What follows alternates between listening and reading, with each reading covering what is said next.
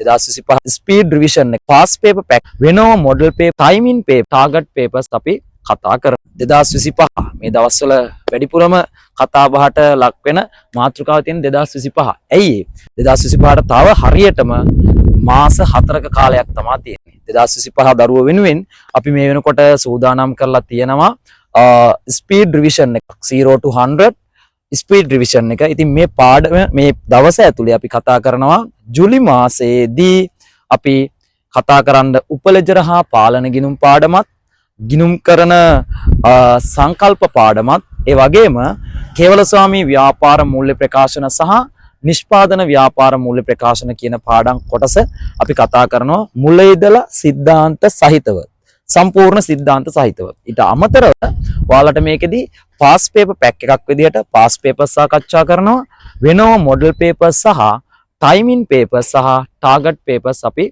කතා කරනවා.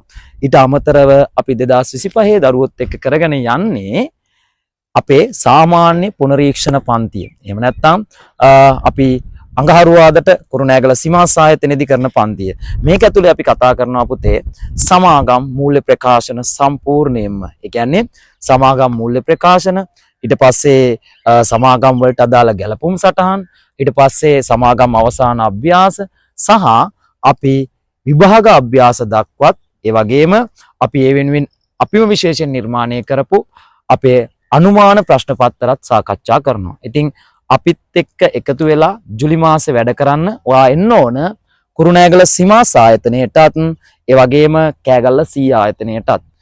ජූලි මාසේ පන්තිත් එක්ක අපි හම්බෙමු පන්තියේදී. එහෙනම් ඔයාලට සුබ දවසක්.